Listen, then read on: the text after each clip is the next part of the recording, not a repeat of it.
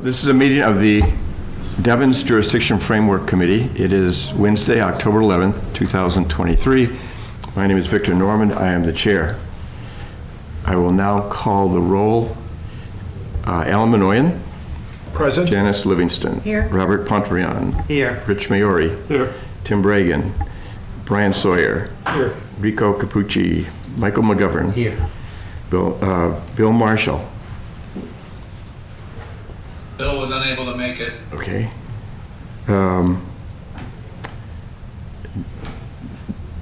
Neil Angus. Present. Okay, present, good. John Cater, Odile Smith, Christian Cullen. Is Marissa? Marissa is, She is being right there. admitted, yep. Yeah. Okay, great. We have a quorum, we are in order. I will, first order of business officially is to acknowledge the appointment of Neil Angus to our committee, replacing Peter Lowett. As has been our custom in the past, I'd like to just put that to a vote, just to officially sanction Neil. I'll call the roll now. Alan Minoyan. Yay. Thank you. Janice Livingston. Yay. Robert Pontbriand. Yay. Rich Maori. Yes. Tim Bragan. Brian Sawyer. Yes. Mike McGovern. Yes. John, that's so, without objection, the vote is unanimous among us present. Neil, welcome to the committee. I have to ask, Neil, has the state approved Carl Seppi to replace Jim DeZetter? Not yet. Okay. All right, so once Jim is officially a member of the Enterprise Commission, then we'll vote him into this committee as well. Carl, rather, I'm sorry. Yep. We have minutes to approve, April 12th minutes. Is there a motion to approve the minutes? So moved. Second. Rich, your second. Yeah. Any comments, corrections? All those in favor, by a show of hands? Aye. All those opposed? Without objection, the minutes are approved unanimously. July 12th. I found a spelling error on the July 12th. That was the only thing I just noticed it the other day. Instead of super town meeting, I think it was supper. So I thought, yeah, there it is. Under new business, section 2B. But I asked if we were going to have a super town meeting, but it was a supper. It was written as a supper town meeting. I mean, if you want to feed us, that's fine. You probably get more attendance. But so I'll make that correction. So noted. Okay. Okay, I have another correction too, just to show that I read the minutes. Towards the very end, I'm sure Paul Green did not say that previous developer intended to develop adorable rental housing. I'm sure. Oh, yes. I'm sure it was affordable rental housing. Okay, is there a Well, maybe it could be affordable and adorable. So, okay. correct. Is there a motion to approve? So moved. Second. Robert, second by Janice. All those in favor, by show of hands. All those opposed? Without objection, the minutes are approved unanimously. Mr. Chair, I will accept all the changes that were approved, and I will update it to the webpage probably by the end of the day, definitely tomorrow morning. Very good, thank you. And now I'll turn the meeting over to the host community this time, which is AIR and Janice Livingston. Janice? Thank you, Mr. Chair. We're at the stakeholder update, and I would like to turn it over to Alan, who will give us a quick update on our local AIR Devens committee. Thank you, Janice. Through the chairman, we're very pleased to announce the Town of Air's local citizen-based committee has been officially established, appointed. The working name of the group was the AIR, always too long because I named it first, and always too. The AIR Devens 2033 Study and Report Committee, but the committee recently voted to adopt the official name of the Town of Air Devens Resolution Committee. So the committee, again, has been officially appointed by the Select Board. We currently have 9 members serving on it. All those current members are residents of Air proper, if you will. I did reach out, though, to John Catter and the folks, because we have an open invitation for any of the folks that live in the historic air portions of Devens on Almond Street. We're seeking, 2 additional members of the committee, and we have extended that invitation to our air neighbors on Devens, on Almond Street, in that neighborhood. The committee had its first official meeting on August the 9th. We then had a second meeting on August the 30th, and just a few weeks ago, on September the 27th, we scheduled and conducted our third meeting, and that meeting was great because we actually did a physical tour of Devens. Our friends at MART provided us a shuttle bus, and we did a tour with our committee on the historic air portions of Devens. As we often say, it's one thing to look on a map at these things in meeting rooms. We got them right out there. And again, you get a sense of the scale, the sheer scale and mass of what you're dealing with, and to get them out. So that was a really a great night, and it was a great orientation, for some of these folks coming in. We're also providing with a lot of historic background on them, so they understand these properties, the land, and how it came to be. And we have a next meeting coming up very soon. So we have a great, energized, and very motivated committee. We're looking forward to continue on working with this committee and our fellow town-based committees. So lots of good progress, and we're on our way. Thank you. So just to kind of emphasize the need for, the residents who live on the historical line of air to join our committee, it's to also help to make sure that their voice is being heard. So I know that there's like a Devens resident committee, and that is perfect. But it's also important that they be a part of like the Town of Airs committee. I know like the Harvard has their town committee and whatnot, to make sure that their voice is always being heard. And also they're in the know to, like, when they go back to their own Devens residents committee to kind of, feedback and whatnot. So we really hope that, somebody will join in for the committee, okay? So what is the charge of that committee, Alan?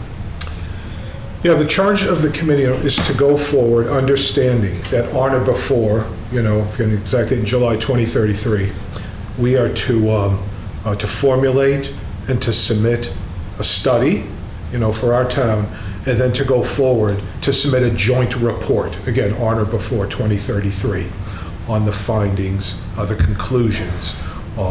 So the charge of the committee is to really go in, do very much what you're all doing, to do a very deep, financial, fiscal assessment of the properties, understand the properties, the land, understanding, it as an asset, the liabilities, the obligations associated, with it, financial and contractual obligations, but to really fully understand that, and again, to complete that study and to work, in the most possible partnership with our other towns as we're doing that.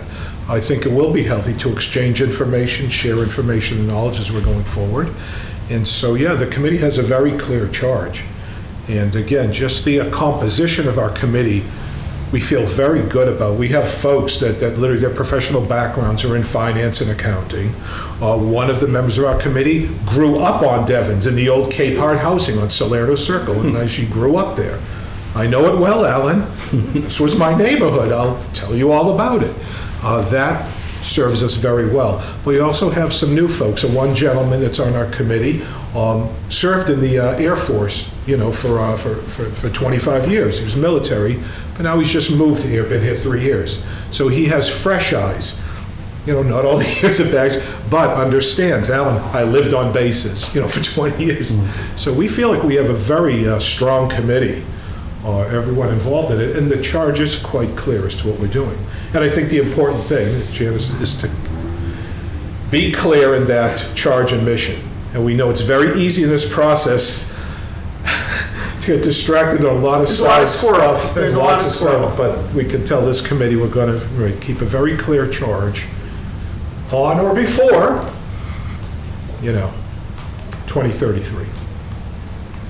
And we have a clear meeting schedule, and we will deliver our product and hopefully work in partnership with our other communities.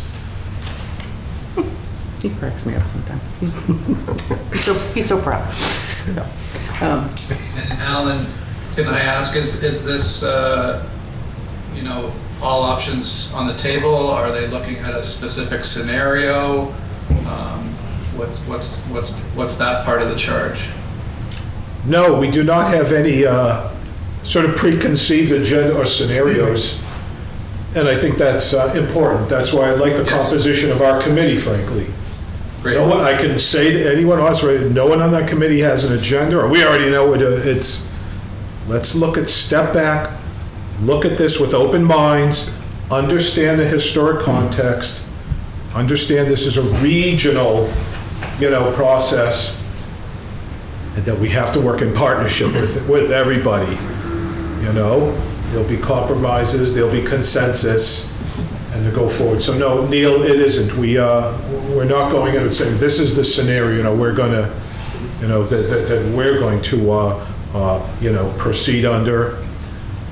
It's going to be very fact-driven, very factual, and then understanding, of where our town is going, because the town of Air, is changing as we're living it right now. The whole region is. So we feel good. And part of it is, I want to say, if you say, do you know exactly what you're going to do? No, because we're going into this open-minded, certainly open-minded. So when the board made the appointments also, which we had so many applicants, we actually expanded the committee because we were like, they were so enthusiastic and everything. But the other thing was that was very clear, and I made a point of saying, like, you know that you can't go in and saying, hey, we're going to take it, because there are people that think that, okay? Because one, that's just not necessarily feasible for anybody. So it was very important that they come in and just come in, look things over, and see where that leads you. Don't come in and say, this is where I want it to lead you. So that is very important. And we think the symposium, I'm looking at the old sign, it's still up there from last spring. The symposium served our community well. It really gave them an opportunity to come together, look at the big picture, spend time, and that's why I think they're coming into it with a very open mind and realizing. We don't know what the answers are, but we're going to come to a solution collaboratively, truly collaborativally. That's great, Alan, thanks. And, just keep in mind, as we did with the symposium, the deck would be happy to participate, in providing some, background information on current conditions in Devens. Yes. How we operate as a unified permitting agency, just to help people understand the existing conditions a little more better. Happy to, help participate in that fashion. Very good. Thank you, Neil. Okay. Anything else from Air? Robert, do you have anything? No, that's good. Okay. Well, through the chair, I'd like to ask the town of Harvard if they have anything. I'll give a report on the Harvard Devens Jurisdiction Committee. I'll start off by saying, Alan, one other thing, and I hope you add this to your committee, we've met 3 times since the last Framework Committee meeting has met, and we typically take up items that the Framework Committee has been discussing, and I'll go through the list of things that we've talked about. So I hope your committee will do that as well, that react to the work of the Framework Committee and bring input back to this committee. I'll tell you that we have the benefit that your meetings are videotaped. I view all your meetings on Harvard Cable Access. I watch them from beginning to end, yes, every meeting. Very good. Okay, now I notice Robert is writing. Are you the official note taker? Yes. A minute? Okay, good. Yep. So that's our custom now, is for the host community to be responsible for taking the minutes. So great that you're doing that. Yep. Recently, the Harvard Select Board turned the Harvard Devens Jurisdiction Committee from an ad hoc committee into a standing committee. We all have terms of office now. And I think, Rich, the purpose, keep the meeting membership fresh so that you do have opportunity to bring new people into the process. So over the past 3 meetings that we talked about the timeline that Paul Green had put together in terms of how long, even if Mass Development were fully engaged, how long it would take to really get to a final decision, notwithstanding the dates that are in Chapter 498. We also talked about the proposal to rezone Vicksburg Square and determine jurisdiction there ahead of everything else, and we'll get to that later. That's also later on the agenda. We'll talk more thoroughly about that. And also we did discuss like moving up the planning date, and we have additional input to bring to the Framework Committee on that subject. One new topic we talked about was the land availability information that the committee has gotten from, I think it was through the deck. And it basically indicates a pretty comprehensive schedule of all the land that's available presently, is zoned correctly for development at Devens.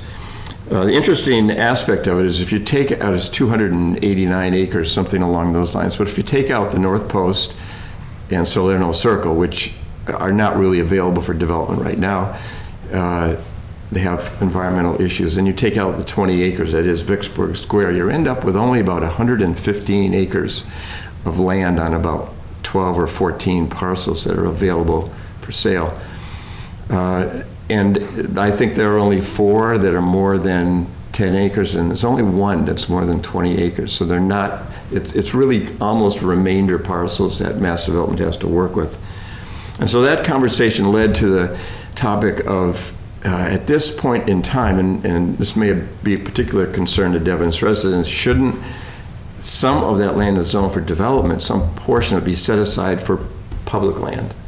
There's a great deal of open space at Devens, but not land that's zoned for a public purpose, like a school, for instance. And before mass development turns that 115 acres into 0 acres, is it time now to look at what's left and see if it's appropriate for mass development to set aside some piece of land potentially for development for a public purpose.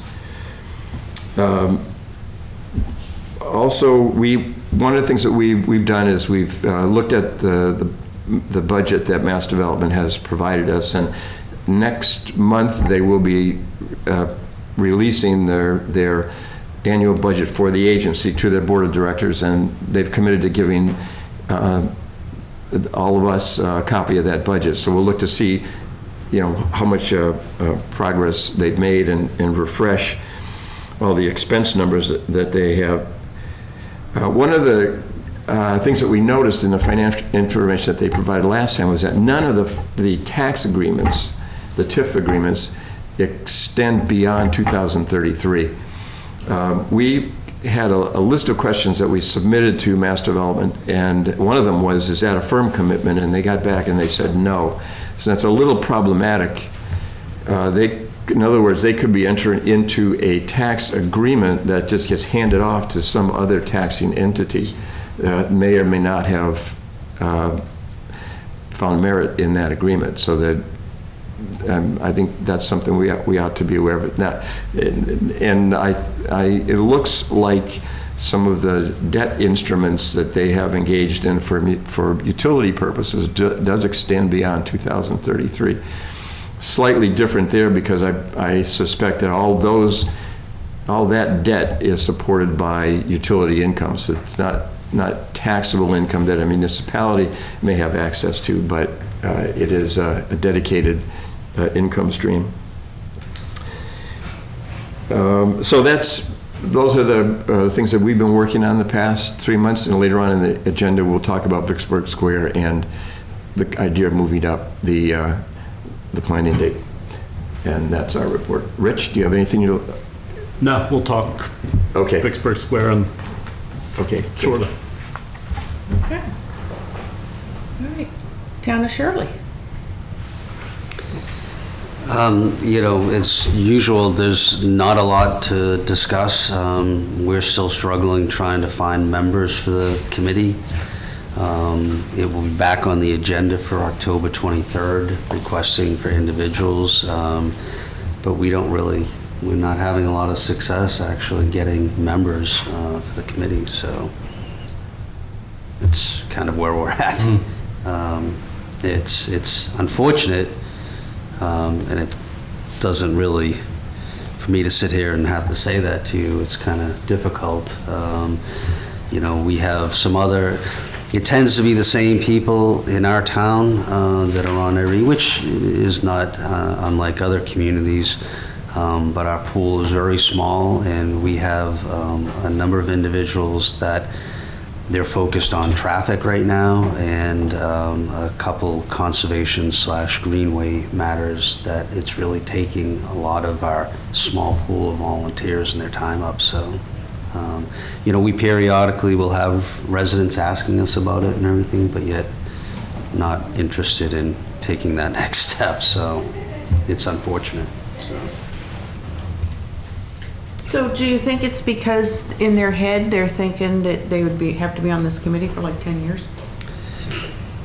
Because of the results being in like 10 years? So I'm just curious, because I know before we were able to finally get this marketed right for our committee, people were kind of feeling that way. I mean, I don't think it's that. I think it's more so, you know, all of our communities are slightly different in different ways, and the impact of Devens would impact those communities or towns in different ways. And I think, you know, the challenge that Shirley, and this is just my feeling, I don't know that, you know, but it's some of the responses that I get from residents, is, you know, Vicksburg Square, you know, something that greatly impacts, you know, air in Harvard. That's always been a topic of discussion over the last couple of years, and it doesn't, of course it would have an impact on Shirley, but not as much of a direct impact. Most of the, you know, large businesses, things of that nature, wouldn't technically lie in you know, Shirley's, you know, historical boundaries. And so I think, you know, it doesn't seem to be as much of a pressing issue. You know, what seems to be the pressing issue on Devens right now, for Shirley residents, which we've had, you know, multiple discussions, is, you know, there's additional senior housing that, you know, is in the works, and that seems to be taking up, you know, all of the residents concerned, whether they're for or against it, have different, that seems to be the hot topic of Devens right now. And so it's slightly different from this focus. But like we said, we are putting it back on the, you know, the agenda, to see if we can get, you know, some volunteers and see if we can, you know, make the progress that both Air and Harvard have made. It's probably a whole host of things, right? It's probably somewhat what you just mentioned, that, oh my goodness, you know, commit 7 or 8 years of my life on this. You know, and I try, if I hear that here or there, you know, it's so far down the road or whatever. Well, no, not really. But yeah, there's some of that, as Brian said, that we don't have a major impact right in front of us, like maybe a Vicksburg Square or something. Although, you know, recently in the last probably month and a half, there's a grant coming down into Hospital Road and Grant, and by New England Studios, I think it's YMC, is it, that's developing a new parcel there, and then there's another development going in, or an addition, I think, to an existing property. So when you take that left onto, I think it's Grant, and coming down to Town Hall, and all of those trees are gone. It's two massive, wide open parcels now. You know, maybe that triggers something with people, I don't know. But it's definitely a challenge. Oh, yeah, it took us a while. Yeah. All right. Anything else? No? Okay, well, thank you very much. All right, so Devens representative, and we have Marissa here today. Yes, thank you. So we have some specific language proposed for insertion into the RFEI. I'm not sure, Victor, were you able to print that language or otherwise include it so folks in the meeting can review? I did, is it? Well, we have what was in the packet. Hold on. I do have a copy with me, Marissa. That's comes up later on the agenda as a specific item. Oh, I thought it was on the agenda under the It was, they were gonna discuss some of their comments. Yes, it is, you're right. So if you have the packet in front of you, which was sent to everybody, I don't know, can we get, Robert, can we get our Devens webpage and share it? And because we can show the packet? Yep. Scrolling through the packet, I'm not seeing It should, oh, wait a minute, I got the wrong one. language that we shared, but I'll believe you that it's in here somewhere. I know that there was another email that John sent like, View to, I think earlier, but it should be right. Stop with all the pop-ups. Oh, goodness. Yeah, it's not the original packet. So there was the ones that was approved by the deck Minimize that. that was able to be put into the packet when it was sent out. the view. Yeah, but the Devens, the Devens Connect folks and Marissa's group had separate comments as well too. Okay. We did, I believe John She shared them did maybe 2 days ago. forward them on. Yeah. So everyone should have gotten the entire document, and your specific items relate to task number 9, Marissa? They do. So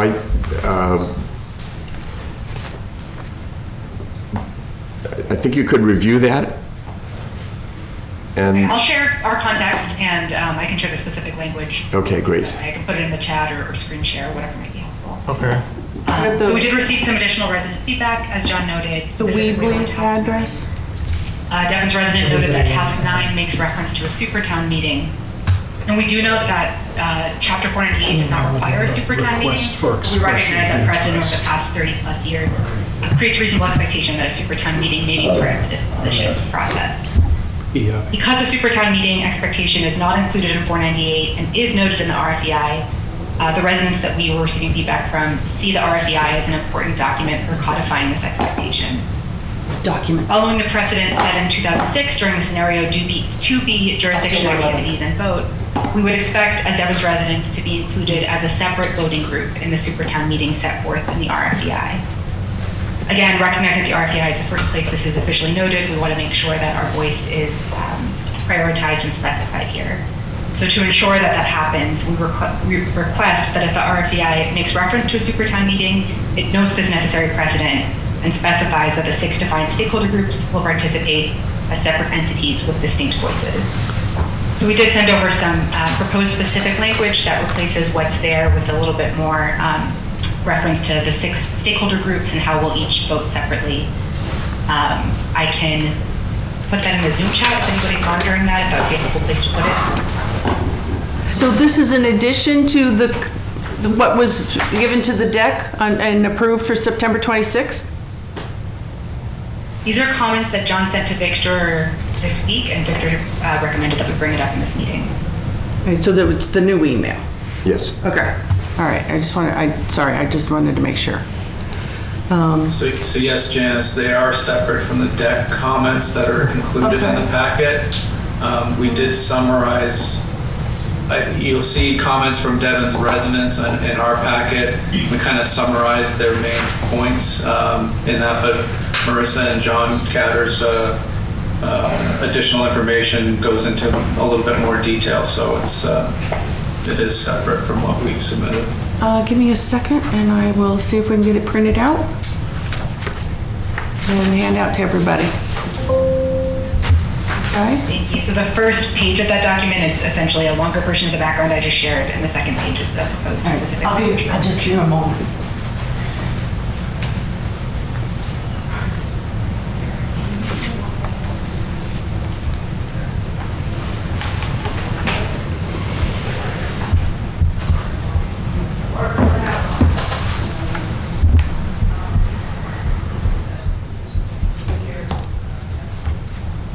Excuse me, Victor. Is there a speaker back here? It's a little hard to hear everybody back here. If they could turn up the volume, it would help. You said this box. We'll have printouts for everybody in a moment. What's that? Is there a speaker back here? It's not a speaker, Yeah. Printouts are on their way. Wonderful, thank you. While those are pending, I can maybe share a quick update on some of the other activities we've been up to. We did another push of enrollment for Devens residents to engage with our mailing list to stay updated about these meetings and other activities related to jurisdiction. And we now have, I believe, 56% of households enrolled in our mailing list, which is a great milestone. Obviously want to get that closer to 100 and continue to hit the pavement when we can to get folks engaged and enrolled. We tabled at the, I'm forgetting the name of the actual celebration, but the fireworks celebration in August, we had a table for Devens residents to engage there and learn about jurisdiction as well. We recently sent out a poll around jurisdiction topics that will help us focus and guide our education and discussion facilitation efforts. And we have a Devens resident gathering scheduled for next month to do maybe a light version of a symposium that Alan so skillfully did in the air, but spark some conversation, get folks talking about the topics on their mind, and help to further guide and focus our efforts to develop a voice as a residential community.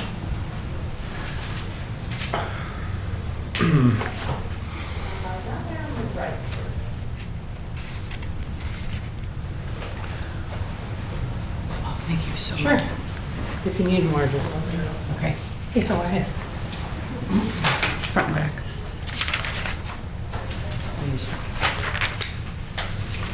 Some for that side. Okay. Marissa, while we're waiting, I'll extend the same offer to you as I did to Alan and as I would to Victor as well.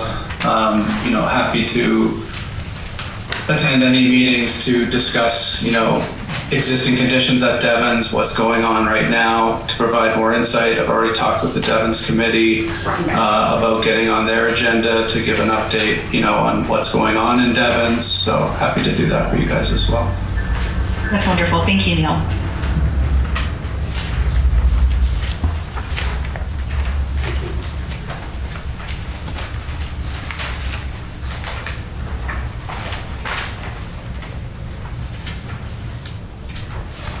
So I'm not sure if the finalization of this language should be pushed to the end of the meeting with the RFEI approval item.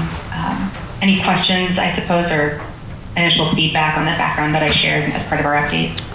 I have a clarifying question to make sure that I didn't miss anything while I was running around too. So you're wanting to change the language in 498 to make sure that the Devens residents are their own separate block? No, 498 doesn't make any reference to a supertown meeting, but the RFEI does. So recognizing that the RFEI is sort of taking on a function as a codifying document for the expectation of a supertown meeting, we want to be clear in the RFEI what a supertown meeting would look like and how each of the 6 defined stakeholder groups would have voting representation in such a meeting.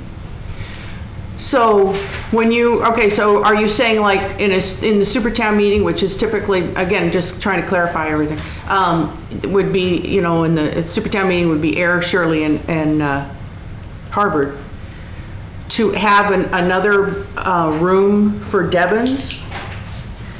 This would follow the precedent that was set in 2006 in the scenario 2B jurisdiction disposition activities. There was a supertown meeting around specifically the question of whether Devens would become its own town. And in that precedent, Devens residents did vote as a separate, distinct voting block with our own voice. Otherwise, the supertown meeting process dilutes the voices of Devens residents by grouping us in with the other municipal stakeholders in the process. So again, just clarifying, so if you're registered to vote in Air, Shirley, or Harvard, I'm just not following how your vote would be diluted. So I'm again just trying to clarify. So voting as a community, Devens as its own distinct community, which follows the precedent from 2006. Okay. I think the language in the information that you just printed, recognizes that there would need to be additional discussion and study to understand what that might look like, specifically because Devens residents and businesses would be voting together as a group, according to the way the stakeholder groups are defined here. But we do want to be sure to be clear that if reference to a supertown meeting is made in this document, which is the first place that is referencing the expectation of a supertown meeting as part of this process, we're clear as to how all 6 stakeholder groups would participate in that process. Okay, well, I don't know if now is the right time. I'd just like to make an observation, and I've been involved in this process for a few years now. I'm just getting, I'm concerned, just from, I'm just seeing a gradual, incremental process here where, I'll just put it this way, folks. Devens, the folks that live on Devens are heir residents of a village called Devens, or Harvard residents of a village called Devens. I'm just seeing more, you just used the language, you know, Devens is its own community. The land that became Fort Devens is in the town of Ayer, the town of Harvard, the town of Shirley. I know folks have been living up there, and the place was marketed and sold, you know, and the Harvard part is, you know, the estates at Harvard Hills and all of this stuff. I'm just seeing a drift here where, you know, folks, your residents of Ayer, the folks that live on the historic boundaries of Ayer, whether it's Almond Street or portions of Bates Street, your residents of Ayer in a village, a section of Ayer that is known as Devens. We had many villages in Ayer historically. Pingreeville was a village of Ayer to our east.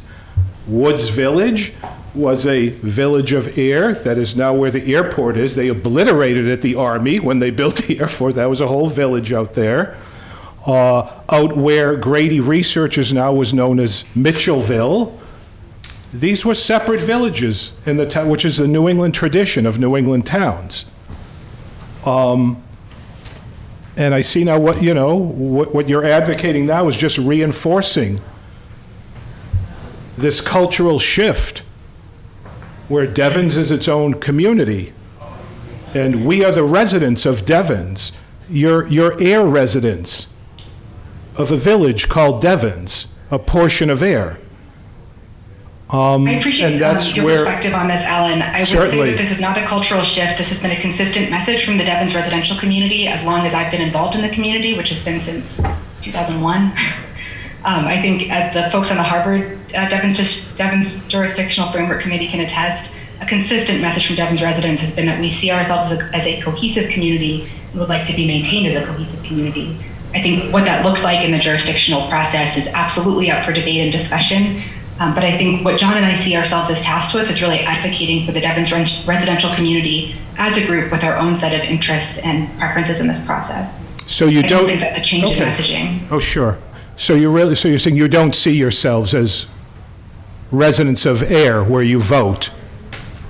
I certainly don't. You don't, and I've right? lived in Devens for 22 years. I certainly don't, and I think it's insulting yes. for you to even consider that. I bought a house in Devens. I'm a resident of Devens. I don't want to be a resident of Ayer. I've never been welcome in Ayer. I'm part of a Devens community. I raised 2 children here. I did not educate my children in Ayer. I do not want to be a resident in Ayer. The only thing that I do, and I resent it, Yes. is I have to vote. I have to vote in Ayer. You resent having to vote in Ayer, yes? Alan? Yeah, Yes. that's it. Because that's the only thing that I do in the town of Ayer. Yes.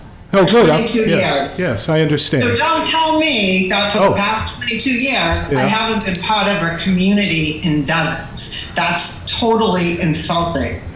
Good. I'm glad that we're having the conversation then. Thank you. Thank you. Okay, so, So we do, you know, I mean, our Hold on, address hold on, does hold say Devens, Yes. all our addresses.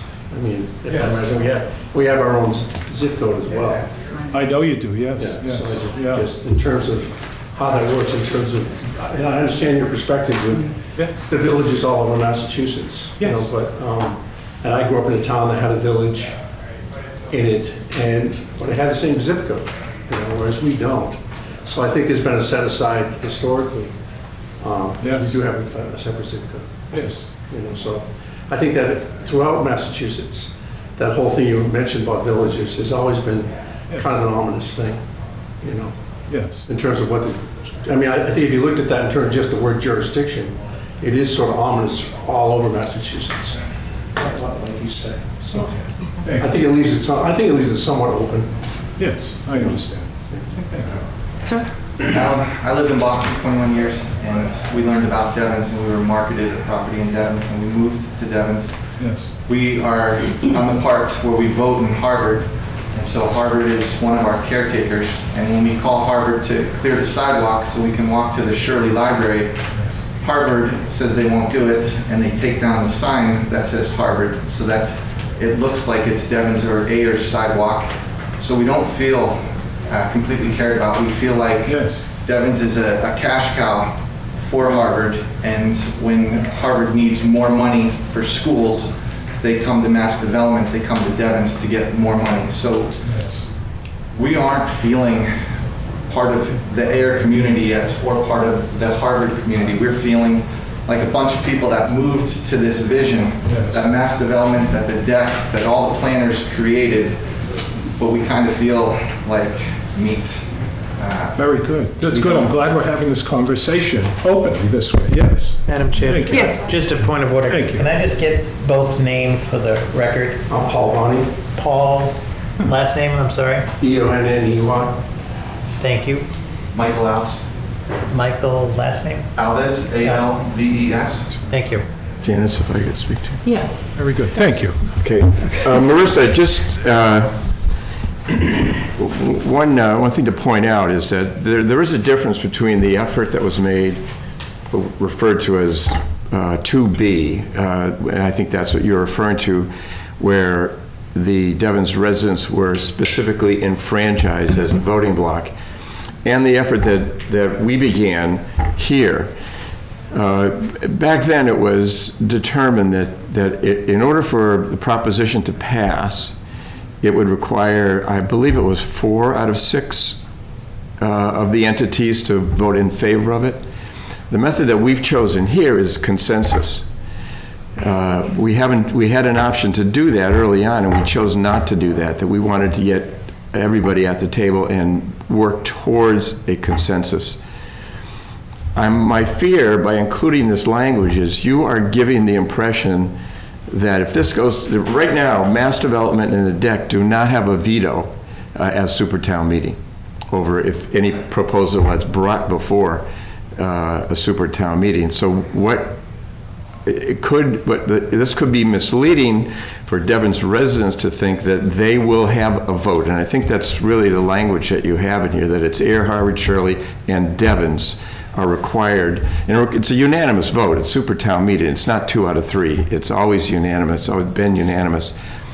So my only concern is that you'd be creating a very strong impression that Devens residents at Supertown meetings would have equal standing with the towns of Ayer, Harvard, and Shirley.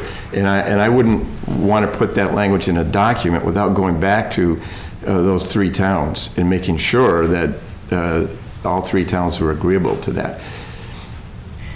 I would love to respond to that. I know Neil has had his hand raised for a couple minutes. Neil, do you want to weigh in? No, I was just going to say in terms of jurisdiction, Devens is a separate jurisdiction. While it may be part of the underlying communities, the land area is part of Ayer, Harvard, and Shirley. It is a separate jurisdiction. So just to Alan's point, that is a difference, as in terms of whether or not it's West Ayer Village or another section of Ayer. It does have its own jurisdiction, which is a unique situation. So I just wanted to point that out. Thank you for that clarification. I think that's helpful. Hold on. So in terms of, sorry, did someone else want to? Yeah, we had a question in here. Hold on.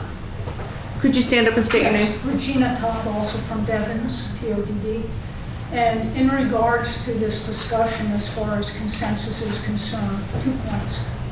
The consensus, as I've read it through the meeting minutes, the consensus has not yet been agreed in DJFC, number 1. Number 2, as far as 2B was concerned, let me back it up a bit.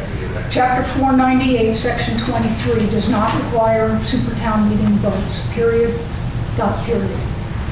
It requires that a study be done and that the parties, who are the 3 towns Mass Development, and DEC initiate the study, which now the DJFC has taken over, and from there, the DJFC will walk down that process. At the end of that process, which will include a study that a consultant will be working with us, similar to 2B, at that point in time, the boards of selectmen, along with the DEC and the DEC, are the ones who formulate the recommendation for submission to the state. It does not include any provision for supertown meeting votes, and I think that's the point that Melissa was trying to make. And therefore, if this body is going to include a supertown meeting that goes beyond what 498 stipulates, then Devens residents and businesses, similar to 2B, should be a separate voting block. And in fact, that was contested back in 2006, and it went up the flagpole to the State Attorney General. And the State Attorney General, through that mechanism, Devens residents ended up voting. There were no Devens businesses at that time, but Devens residents were authorized to vote. And that is the precedent that was set. So I just would like to clarify that for the board. So just to clarify, we use Supertown meeting for things like Vicksburg Square, right? So if that's the purpose of a Supertown meeting, is for something like that, hold on, wait a minute, whoa. I got a few people jumping out of their chair at me. So no, what I'm saying is that historically we've used Supertown meeting for things like Vicksburg Square. So my question is, how did we get to a Supertown meeting process? If I can just clarify one small point. Supertown meeting is exclusively contained in the 1994 Devens reuse plan. It is not part of Chapter 498, and it is used for things that are of significant changes that it's taken to a Supertown meeting vote, just to clarify. Because they seem to be lumped together. Supertown meeting was only stipulated in the 1994 reuse plan, and it is absent from any requirement in Chapter 498 for jurisdiction. And that's why zoning changes go to a Supertown meeting vote. Then in continuing with the discussion, why would we want Supertown meeting in this? If I could. Yeah. If I could add in, Janice. Chapter 498 does include reference to the Supertown meeting, just in terms of Section 10, in terms of the adoption of the reuse plan. It's the board's. It does require each town to hold a meeting in order to adopt the plan. And that's what was done initially, to adopt the Devens reuse plan. In order to make any significant changes to that plan, the same process has to be carried over. So if we wanted to change any zoning in Devens, like Vicksburg Square, for example, that has to go back through the same process that the reuse plan adoption went through. What Marissa is stating is that the permanent governance structure of Devens, which is a separate section of Chapter 498, makes no mention of this Supertown meeting process. So it's a different, it's a different outcome. So we can't look at it as, why it is different because it's the permanent governance structure versus the reuse plan adoption or a change to the reuse plan. But it was the towns that agreed under 2B that it required a supermajority in order to approve that change. Again, that's not the way this committee has operated. It's operated under consensus. And to Janice's point, even to put this into a document is a really powerful change that really belongs in the hands of the 3 select boards. And I think this putting it in this document could set a precedent that might affect other zone changes going forward, like Vicksburg Square. So it's not a minor change, in my view, to the REFI. I mean, I think it is a substantial change in general to the way documents and activities progress. So I like playing devil's advocate, it drives people mad. So what is the purpose of this RFEI? If this language is going to cause it to perhaps go back to the individual boards? Well, we've seen that, Marissa's gone back and her committee and looked at a precedent from 2B and used that here, and so this, I'm just concerned we might be setting precedent here. But to your question, Janice, the intent of the REFI was merely to get an idea of the cost to do consultant services. It was never intended that the REFI was going to be an ironclad document from which everything would spring. The RFEI actually opens the door to consultants to say, what are we missing here? What are your ideas? But again, the MOU is a much more controlling document. This one the idea was to put this out on the street to see what kind of money we're talking about in order to do consultant services. So, and the consultant services, again, I'm playing devil's advocate. The consultant services are to look at the entire issue, all of Devens, its history, its historical boundaries, and then figure out what works best for the whole. Does that sum it up? I think that the expectation would be that the consultants would be tasked with providing the towns and Devens with a path forward. Consultants could recommend that super town meeting is not the best way to proceed. It could recommend that each town separately adopt a referendum that would contribute to this final report. It's not, super town meeting was used in the past, it's referenced in this document, but in my view is not necessarily how the final report would be prepared. Well, I guess what I'm just trying to figure out is, and to be able to get the consensus so that we can, because honestly, we got to get this document out of here so that we can then get a report and be able to, move forward. I think that we can all kind of agree on, but we got to get a consensus as to how to write this to be able to put it out to get a consultant. So are we putting in too much? And maybe it needs to be more of a bullet. This is what we're looking for. We need a consultant to look at these things. Could you call us and tell us how much is the bid? Have we gone too far with this document? I guess what Janice might be saying, which I was just thinking to myself, is instead of putting specific language of how it plays out, or whether it's a super town meeting or what have you, do we have to in this document? Do we have to put that in there, or just say, however the wording would be, that basically we would need to get final approval, from the parties involved to submit this, by the year of 2033. Because I think, what we're seeing here is to go through this process.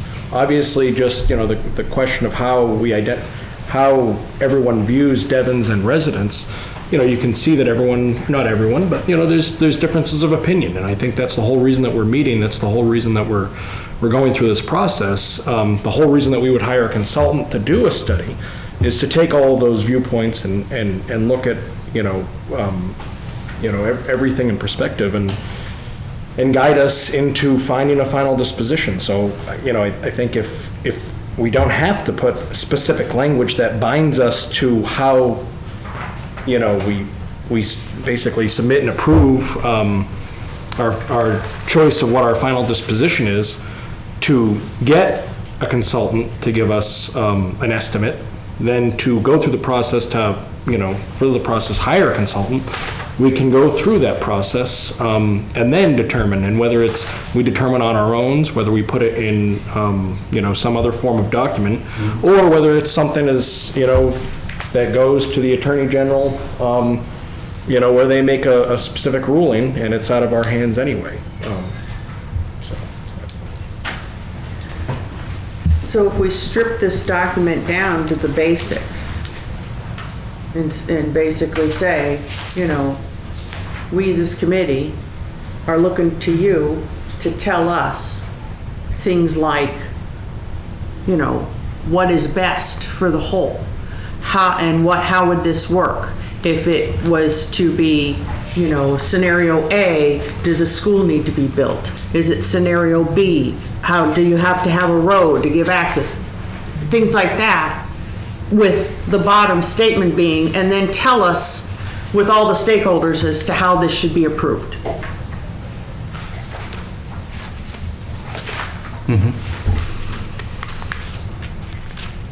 Yeah, I think from the perspective of Devens residents, again, just to reiterate what I said at the top, John and I see ourselves as tasked with educating and engaging Devens residents and making sure that we're making space for Devens residents to have a voice as a distinct group in this process.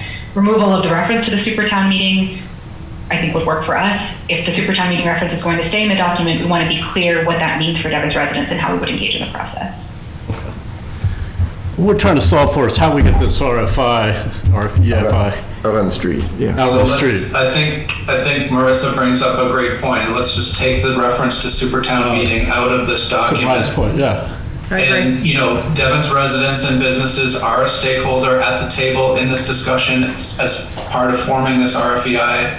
I think it makes sense to not muddy the waters with, Supertown meeting language at this point. Something we can address in the RFI when it's developed.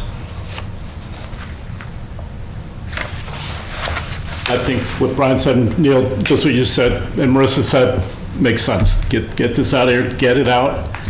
We could be asking them, we could figure it out ourselves.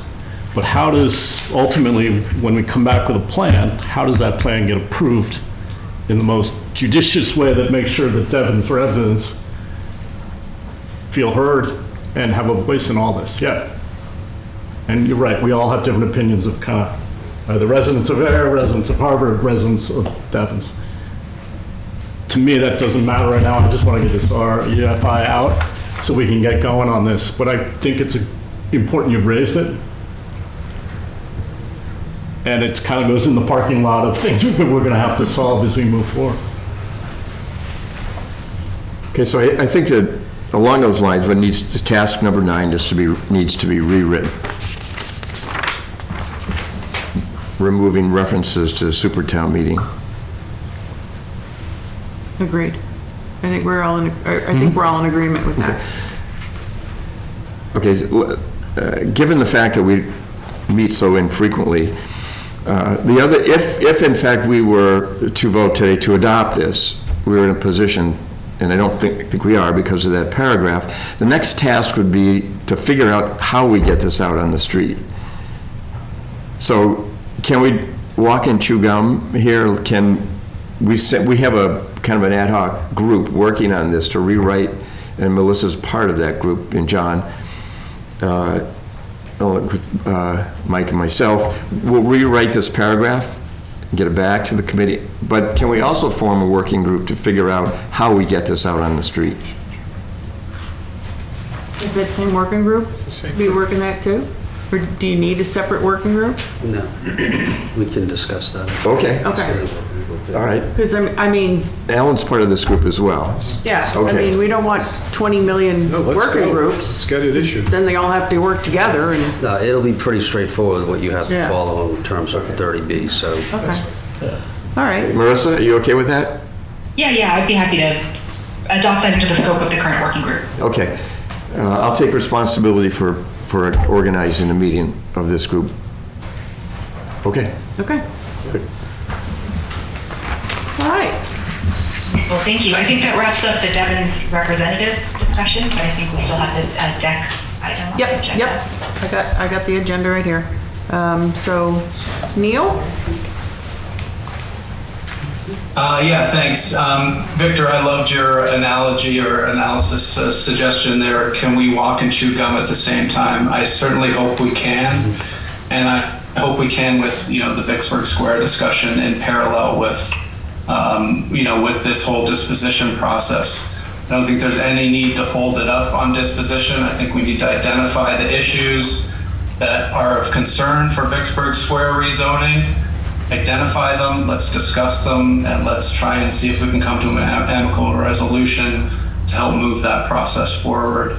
That was just a side note. I had a number of comments that the Devens Enterprise Commission has met on at their last 2 meetings to discuss the RFEI and go over some comments and some edits, and we did present those to you guys in the it was part of your packet. The overarching deck comments on the draft RFEI. I'd be happy to go through those right now if it's appropriate. Is this an appropriate time, or are we going to address this as a later part of the agenda?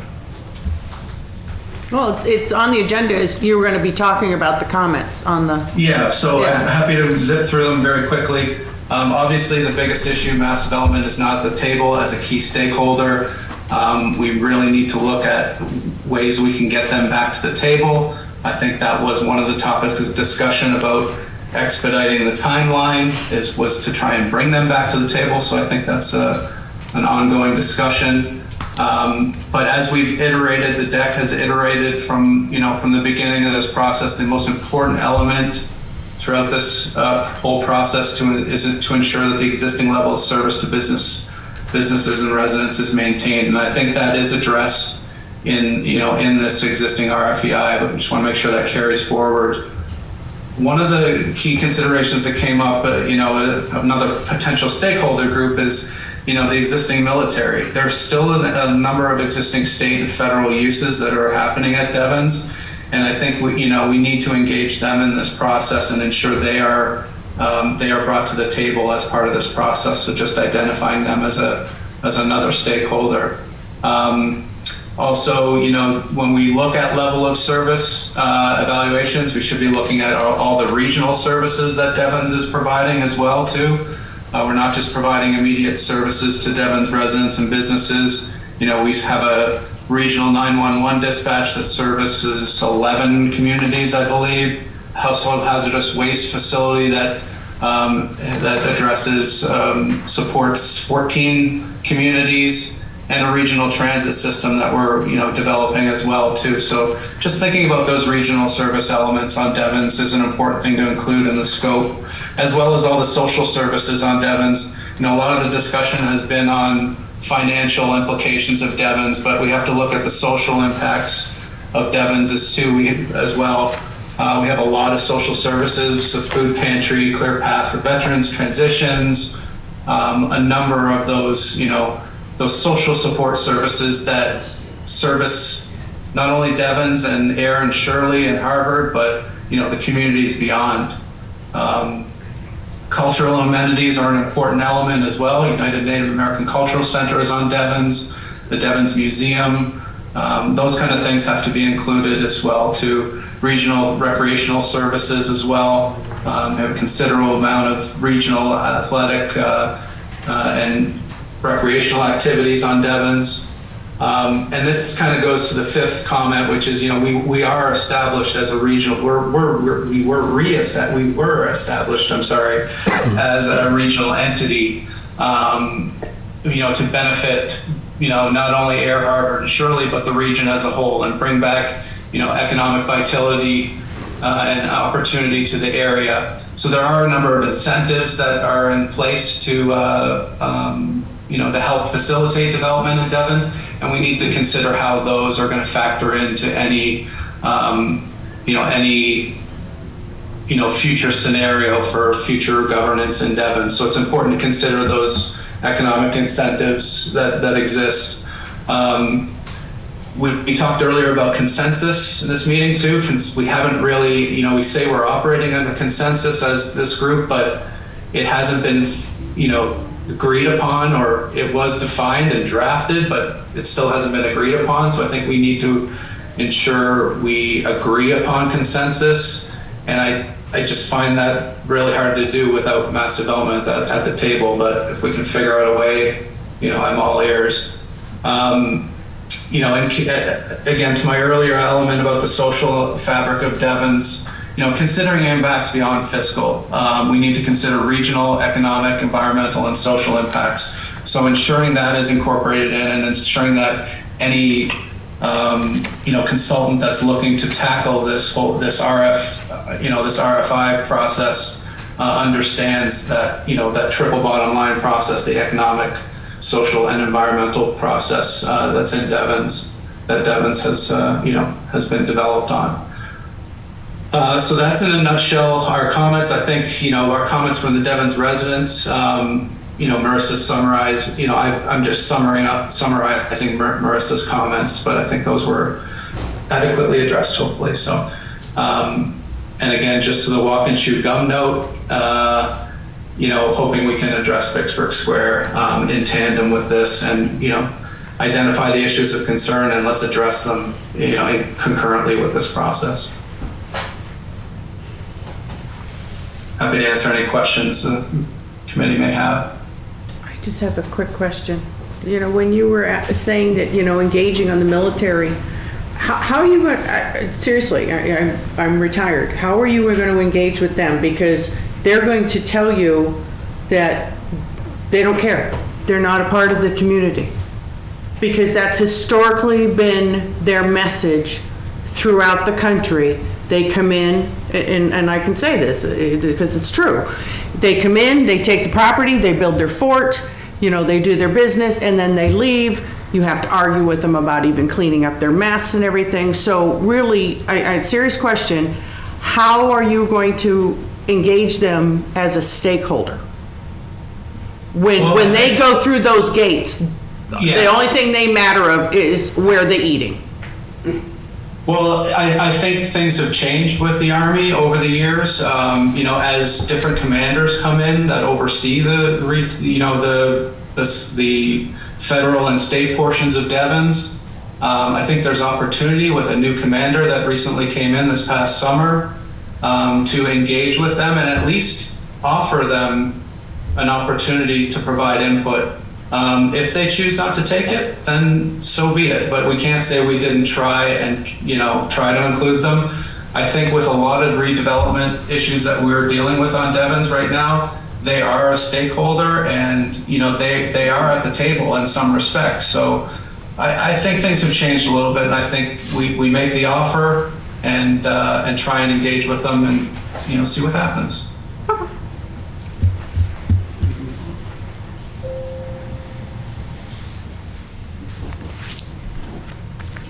So I should mention, these are the overarching comments. I did do as you'll see in the packet, there's actually where does this factor into the RFEI? So I think, I put in comments where we can address all of these items. And I'd be happy to work with the steering committee to help modify the draft RFEI to address all these issues that we've brought up.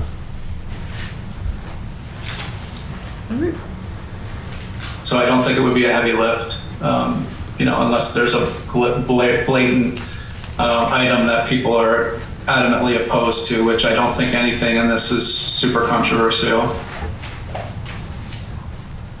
Aside from trying to bring mass development back to the table, maybe. Well, when we get to the Vicksburg Square, we'll discuss the whole, which they were invited. And we got a polite email back on, nope, won't be attending. So they were invited, polite request, polite reply. I just want everybody to know, okay? So, all right. So if nothing else, we'll move on to the next agenda item. It was in the Harvard Press. Mass development's future at Devens will be decided by the state and not the agency. Mr. Chair, I wasn't sure if you wanted to. Well, I guess this made the news, and I think that I thought it was something that this committee ought to discuss. I think it's clear, technically, mass development is there until the legislature says they're no longer needed there.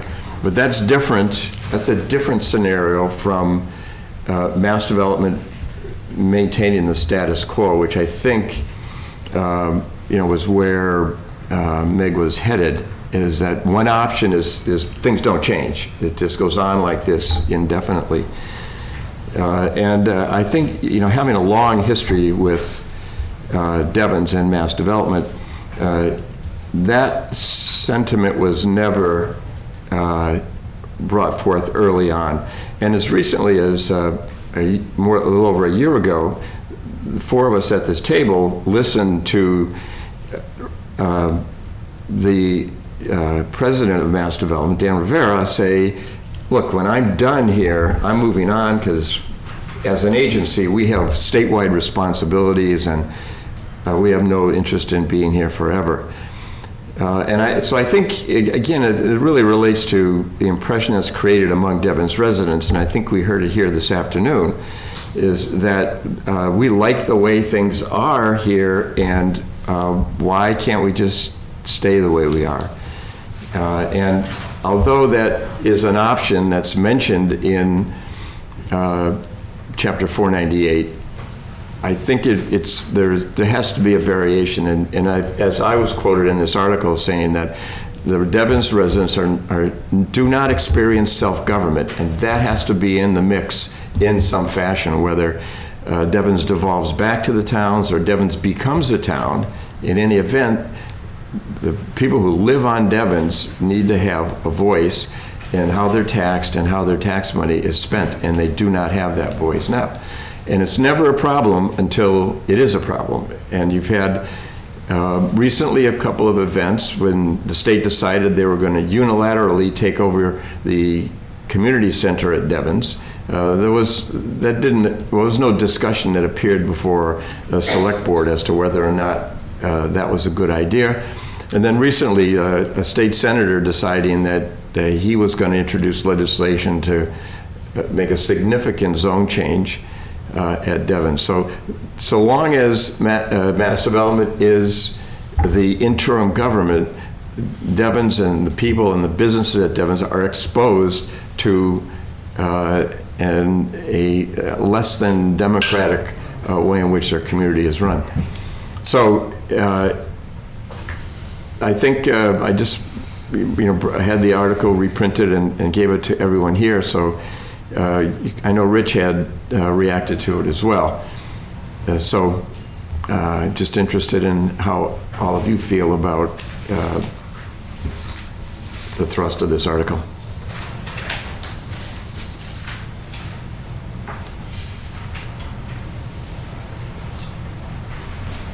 Mr. Chairman, Yes. Not to belabor the point in the interest of time, but just I guess a point for the record.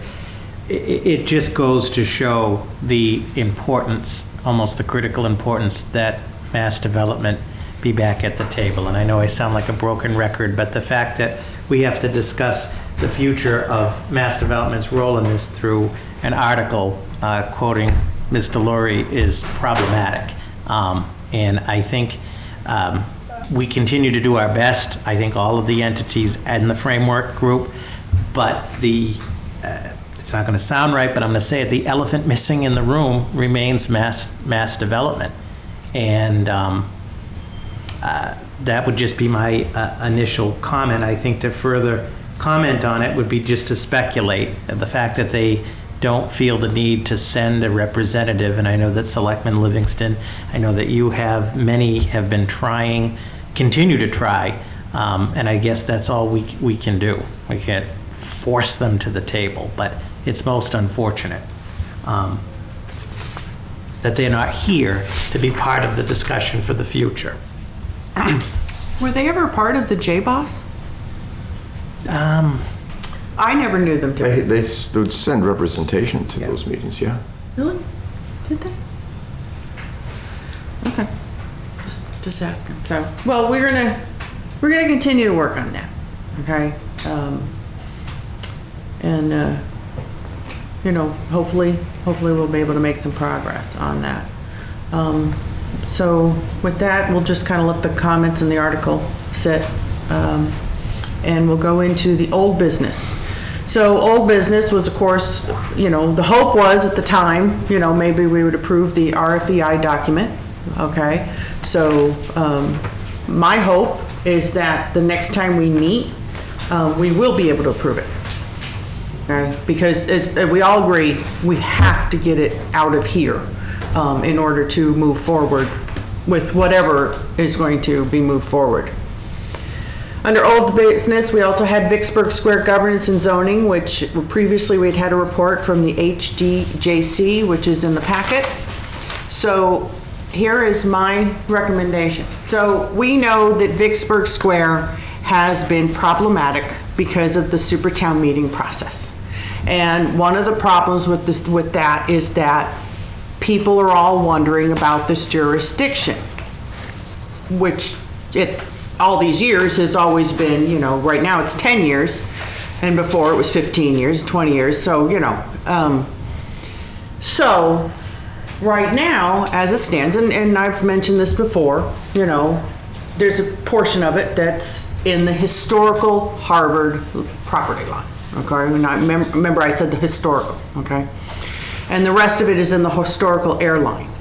And Air and Harvard won't necessarily approve anything on Vicksburg Square because of this historical line that we don't know if it will exist in 2033, if it will be put back, whatever.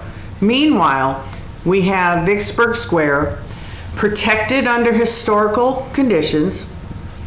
Be nice if they cleaned it up, I think, just saying. But it's rotting. And we have a need for housing, and that has always been looked at for housing, okay? We've had a state senator try to take it, not discussing it with any of us, okay? So we were all sitting there kind of blindsided. So that I think we all agree we don't like that, okay? They shouldn't do that. They should be talking to us, or at least have us in the room when they make the decision, So, I think we need to get down to the nitty-gritty, okay? And in my opinion, the nitty-gritty for right this minute to get this moving forward is Harvard, give it up. Give up your portion of Vicksburg Square, okay? All right? No, I mean, all jokes aside, that's kind of what it's come down to, because that's the only way we're going to be able to move forward, okay? Let it be a part of the so-called jurisdictional line of air, okay? And I say that in quotes because I don't know what'll happen, all right? Then, we also, it had been mentioned at the last meeting we had, was have it rezoned, Vicksburg Square rezoned. Have that going at the same time while we try to work out you giving it up, okay? Well, just for numbers, point of conversation, it's 20 feet, we'll work out 20 feet somewhere else if that's where it ends up being, okay? But let's get that addressed. Let's get it rezoned. And then when I say we, I mean all of us, all the stakeholders. We can all be a part of the conversation as Vicksburg Square then becomes housing that is desperately needed. And we can tell the state, no. We'll call you when we need something from you, like the money, okay? Until then, just go away. We've got it, okay? We know that there would have to be a portion of affordable housing. I know for some, they hear affordable housing and they're like, not in my backyard. I'm not accusing anybody in this room because no one, to my knowledge, has said that. I'm just saying that because some people do say that. Affordable housing is, instead of the really fancy granite counters, it's the Formica, and it's the ability for the kid in your basement to be able to afford their first home. That's not necessarily a bad thing, okay? I think we need to get past that. For some people, there are some people that just cannot get past it and create this housing. But affordable housing is also me in 15 years who needs to downsize and can only afford a small place, Okay, so there again is who affordable housing can be. But how do we get this done? Now, in my opinion, if we can move forward with this whole jurisdictional conversation of Vicksburg Square, get it rezoned in parallel, okay? And then all of us working together to get Vicksburg Square to be beautiful for for whoever ends up having it in their jurisdiction. Okay? I think we all agree we want it to look nice, okay? I think that'll bring mass development back to the table.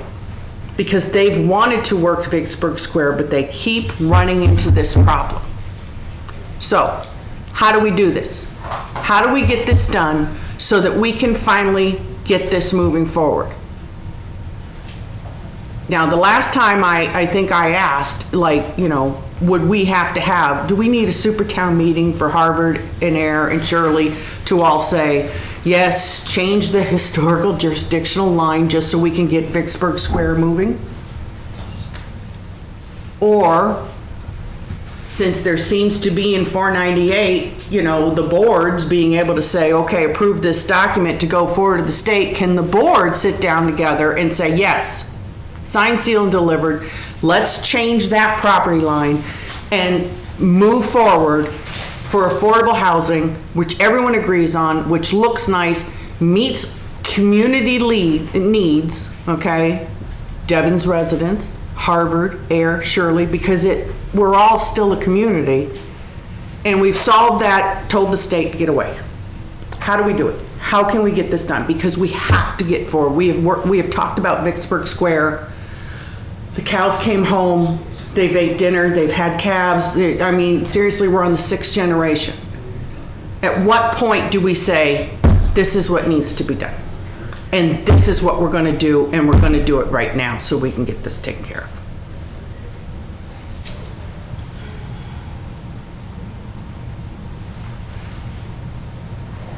Well, I'm glad everyone's thought of this. Oh, thank you, Marissa. I'm looking at these vacant lots. I think this is, of course, a complex topic that requires, I think, additional discussion beyond sort of the tail end of an hour-and-a-half meeting.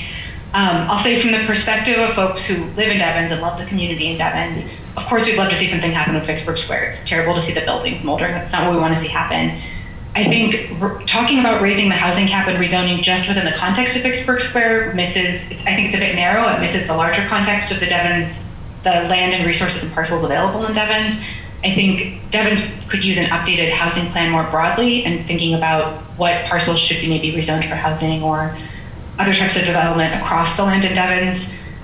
I think specifically with Vicksburg Square, I'm seeing a lot of different figures for what volume of housing may even be possible in those buildings and on that land. I think 10 years ago, we were talking about a maximum of 300 apartments. I think recently I saw something closer to 1,000. I don't think there's an understanding right now of what the housing opportunity is in Vicksburg Square narrowly or in Devens more broadly. And I think taking that as a larger, more cohesive picture makes more sense. Well, I kind of agree, but I think that we're still having the problem, and you know, as far as the broader look and everything, but we've got to solve the Vicksburg Square issue.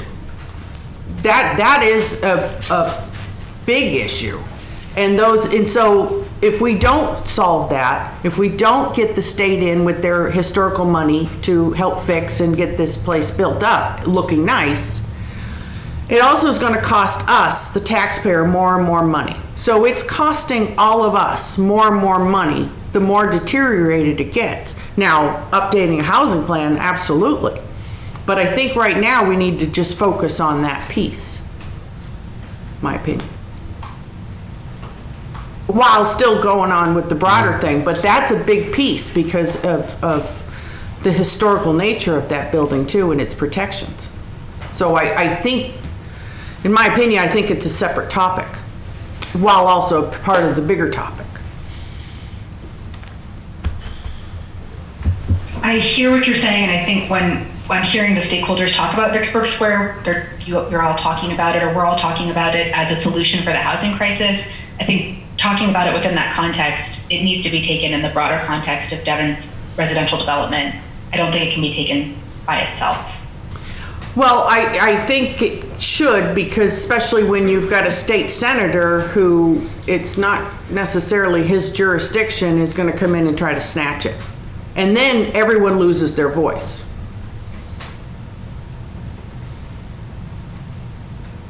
So I think it's, I mean, it's both. But I think in that piece, the state wants it. Now, if the state takes it, well, we don't know what's going to happen, because we're really not going to have a say, because the state's going to be like, no, we got it. So. Janice, would you say that Mayor would like to see Vicksburg Square as affordable housing? I think that there is some portions of it that would be nice. But, you know, do I think it's a deal breaker? For some, yes. Some don't. Some don't want it.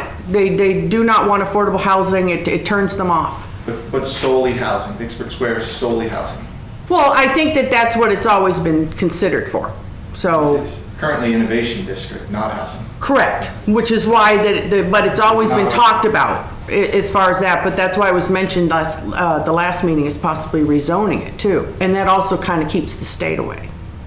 That's what was being discussed. It So could be redeveloped as a mixed-use redevelopment, Yeah. which is what we do now with most of these things we know Yeah. now.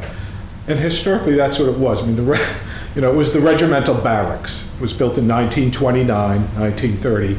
And on the ground levels originally were the bakery, barber shops. It was originally a mixed-use building in 1929 and 30. You know. which would be kind of nice. Well, I mean, right. you know, if you could have a couple of nice compartments in there, and, you know, bakery would be nice. I think we all want bakeries. Victor or Rich, what is Harvard's point of view? What would Harvard like to see Vicksburg Square become? We haven't gotten there. It hasn't been discussed? Has not been discussed.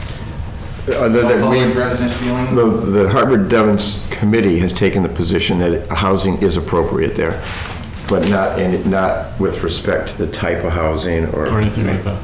The type of, but it just, You're open to housing? yes. Definitely. For the reasons Janet, my opinion, Janice mentioned, there's pressure from the state and others to have housing. It's sitting there. It's crumbling before our eyes. How can we make this work? Whereas I absolutely hear you, hey, this is a piece of a puzzle, but I think we start very discreet on that, on Vicksburg Square. How can we solve for this now, rather than wait another 10 years? That building won't make it another 10 years. So I would like to have a discussion, and this was brought up to Jamie Eldridge, the Harvard State Center. He said, you know, I just want to hear what you all are thinking, and I want to hear what the state could bring to this. If we were to do this, can they give us dollars? If they were to do this, can they get mass development back into the fold? Or are they going to be like, go figure it out yourself, which is fine, but I want to know what the state's going to do so we can explore it. I'm not in favor of just sitting anymore and waiting, given all the pressures for finding housing, and it's sitting there. So that's my position. I got 4 other select board members in Harvard who would want to weigh in, as well as all the residents. Michael, is it Brian too? Michael and Brian, where does Shirley stand? What is Shirley residents, what do you guys feel about Vicksburg Square? So I think, at least the last time, or at least in the past, it's been in general that Shirley seems to be in favor of having it be housing. I think it was, I don't know if it was 2013 was the Trinity Financial. I think that was the last time, yeah. And it seemed to be that was the consensus. I'm in favor of having something done. I'm in favor of having that be housing. I'm personally okay with whether it's mixed use, whether it's partial. And mixed income as well. Yeah, mixed income as well. That's been my view. That was my view back in 2013. And so, as I kind of prefaced earlier, it will impact Shirley, but more indirectly than it will for Harvard and Air, as it's based on your historical lines. And so I think the two aspects of that are and whether it's within that meeting that we've been, trying to put together with the state senators, or it's a separate meeting, if the town of Air and Harvard can talk and figure out if it would be palatable to rezone however it is, and you come to what you believe would be some form of consensus, talk to town councils, figure out what is that process. Is that also a super town meeting? Is that something the board's selectmen? Is it, your annual, however that has to happen legally, coinciding with, let's, talk about rezoning it. So, pretty much at the same time, you could resolve the issue that's been at least vocalized, that's been vocalized in the past, of the issue that seems to be why it won't pass when we're trying to rezone it, seems to be, well, what's it going to be determined? Is it going to be half of Air, half of Harvard? So if you get that taken care of now, and we move forward with it, then we can, move on to the next project. And yes, in a larger aspect, ongoing, what Marissa was saying is, yes, that then housing on Devens can also be further explored, but that's at least my opinion. Same page. So Air, Harvard, Shirley are all amenable to housing and the possibility of mixed-use housing. Yes.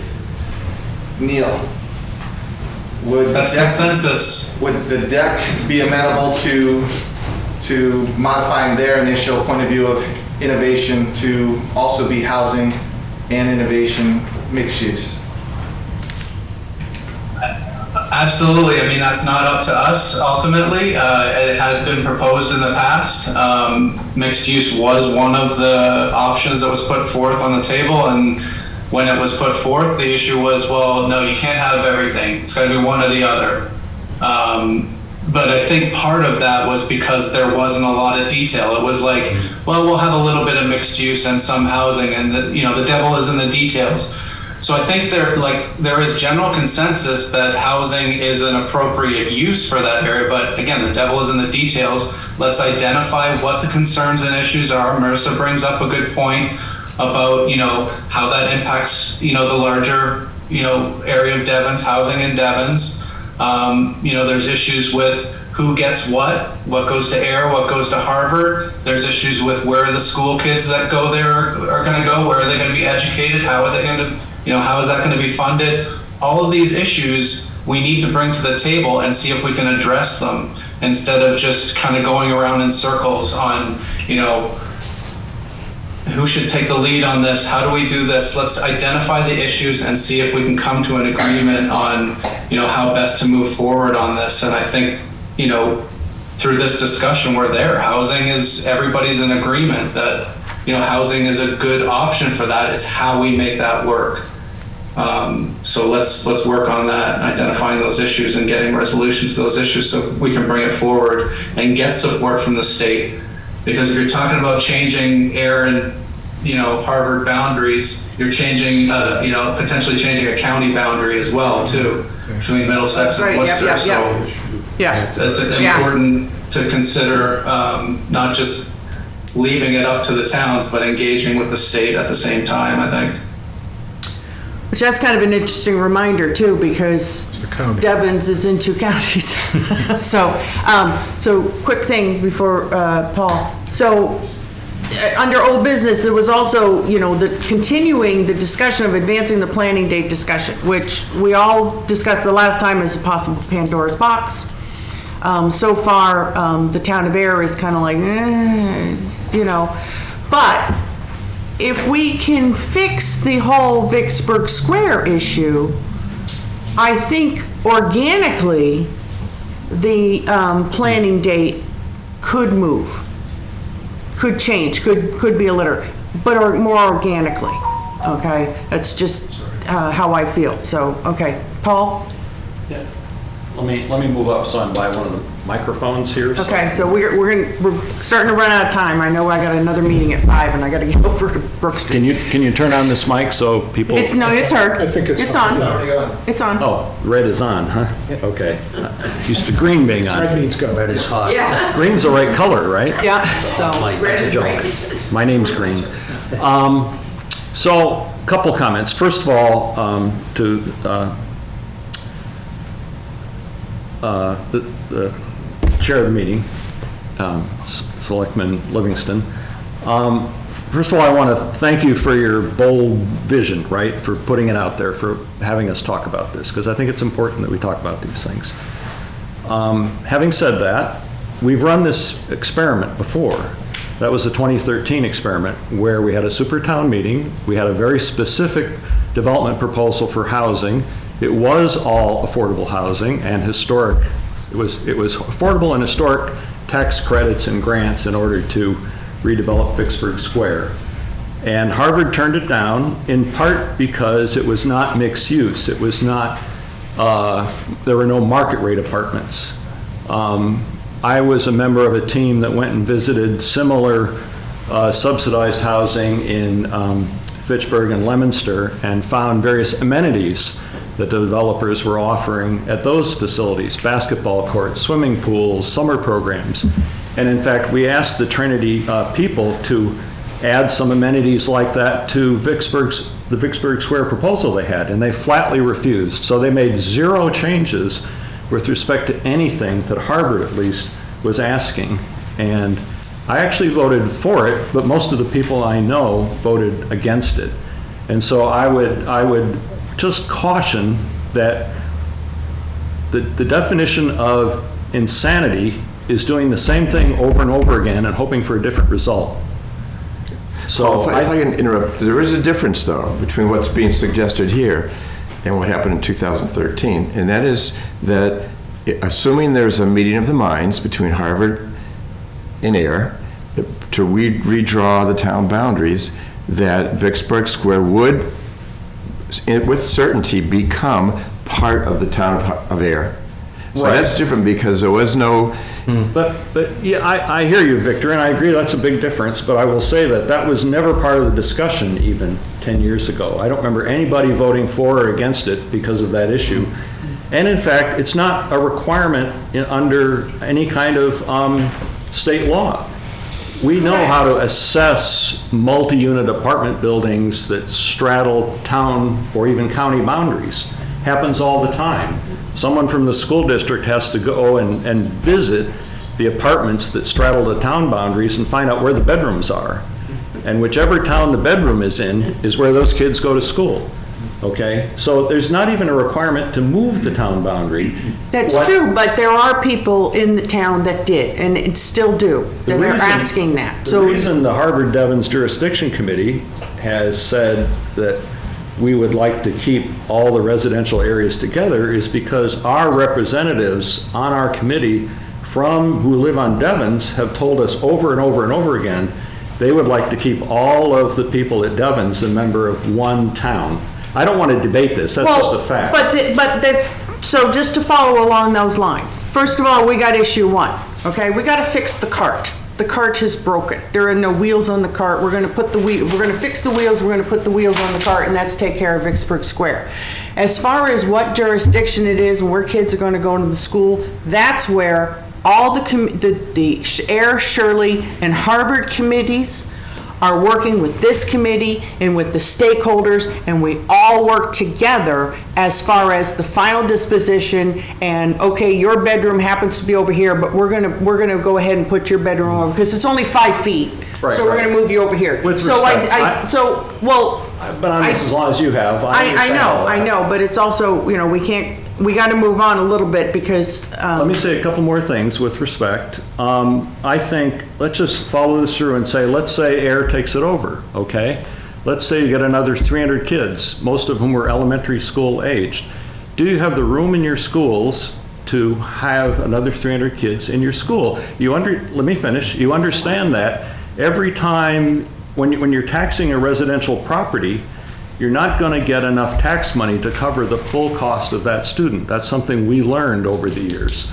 So if somebody puts up a house and you get to tax it and they send even one kid to school, then that's a net loss effectively, because the total cost of educating that person is only about, as I recall, a third to maybe a half covered by property taxes.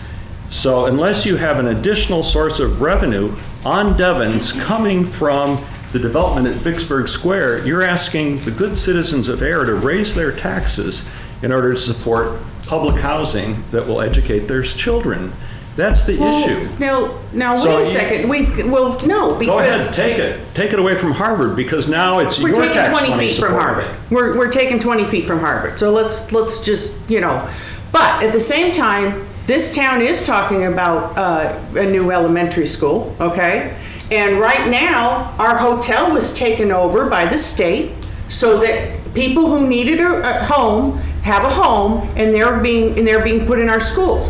So the Vicksburg Square, okay, first of all, we got to come to a consensus as to how it moves forward. You bet. All right? So Let's be then, clear. wait a I'm minute, not- I'm done. Wait a minute. Okay? That takes at least a year. Then you got to figure out what you're going to do. That takes at least another year. Then you got to get the person in here. Meanwhile, the town of Air and the town of Harvard and the town of Shirley are working on other projects and everything.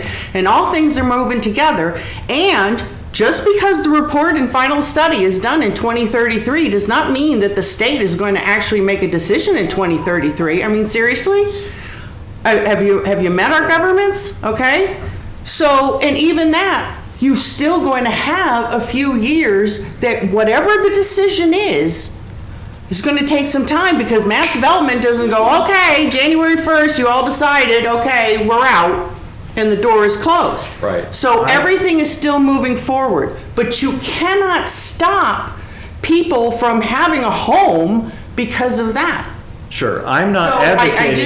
I just think Let that me be this- clear, this- I'm not advocating a position, I'm advocating complexity, okay? But it is, and I've said that every Everything is tied time. to everything else. It's a very difficult problem. I've been working on this for over 10 years. I've been to countless meetings. I've done the minutes for 4.5 years of our meetings. It's not as simple as just saying we'll pull out Vicksburg Square. My last comment is I've heard an awful lot of people say Vicksburg Square is falling apart. I'm an engineer. Show me the engineering study that says that.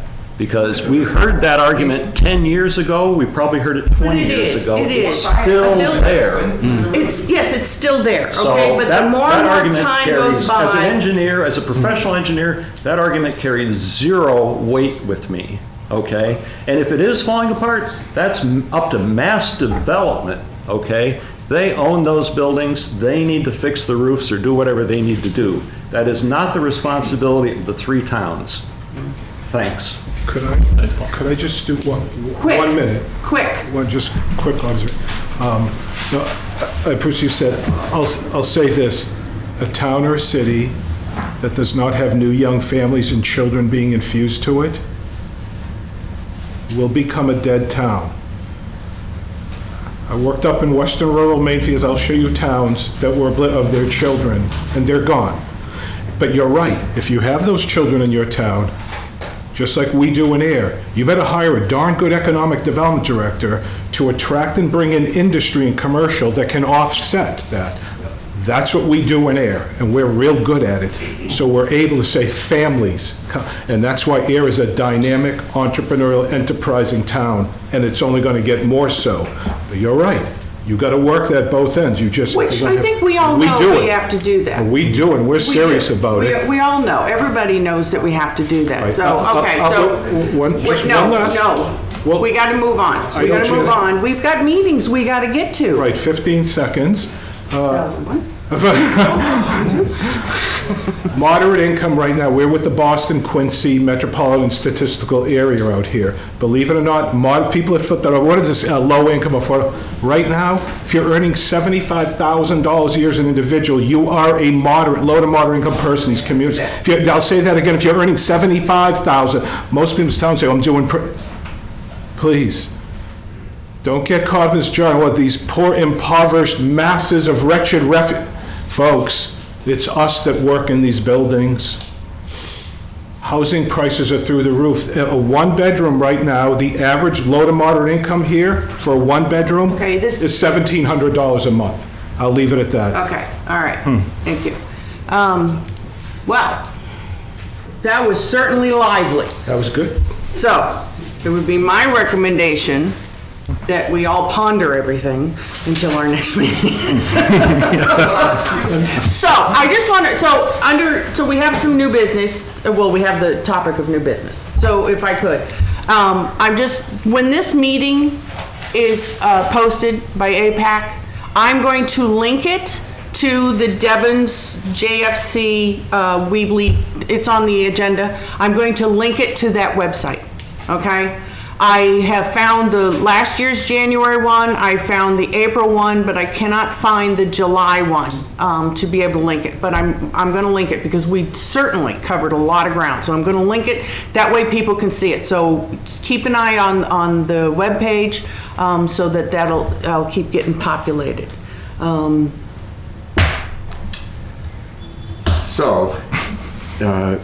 We've never had a meeting go on as long as this. This was good. So I'm going to make a suggestion that we meet again in a month. Yeah, I would. And continue with this. Good. It seems odd to then wait till December or whenever the next meeting is. Yeah. All right, so.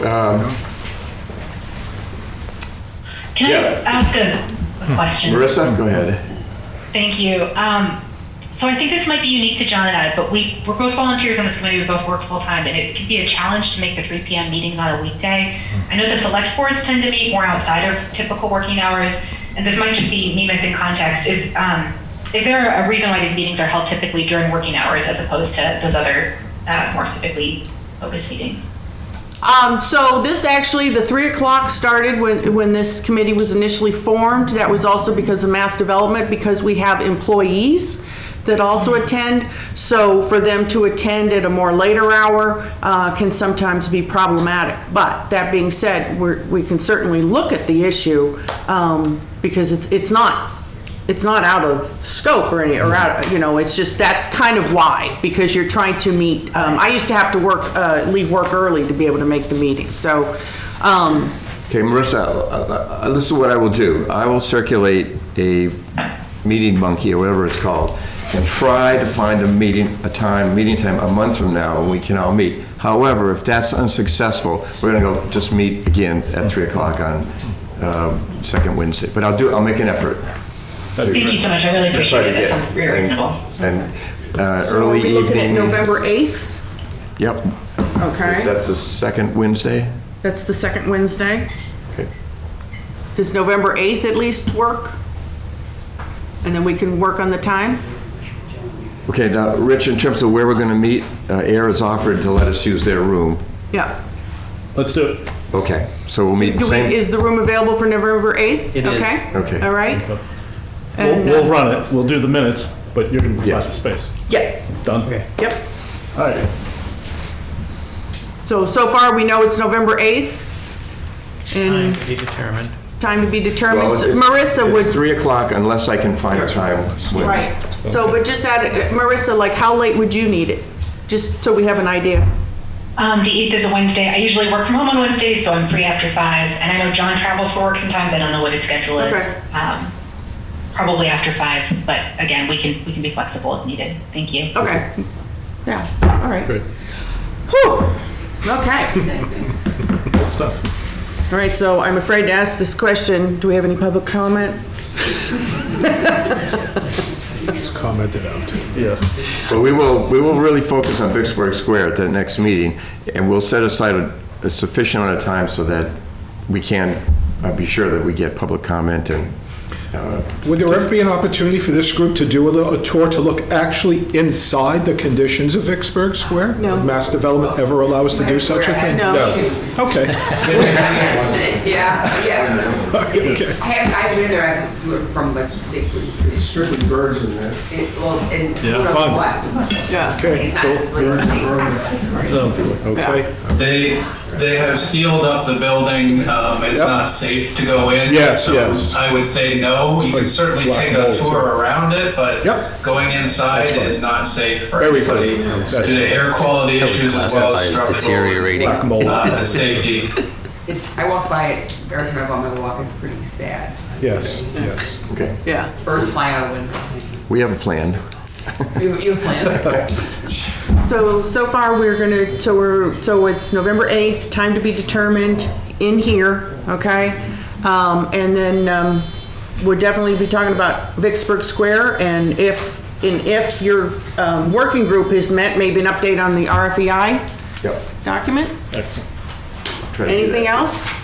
Yeah, I'll bring the land availability study, which Mass Development said they would update for us, so we get a good picture of how much work Mass Development has left to do selling land at Devens. Excellent. And Victor, I would encourage you to incorporate the existing land that is zoned open space into that as well, not just the land that is available for sale. There is land that is not in conservation restrictions. We have 1,800 acres of land that is, or 1,400 acres of land that's in permanent conservation restriction, but there are a number of other acres that are designated open space. All are recreational fields, buffers between zoning districts.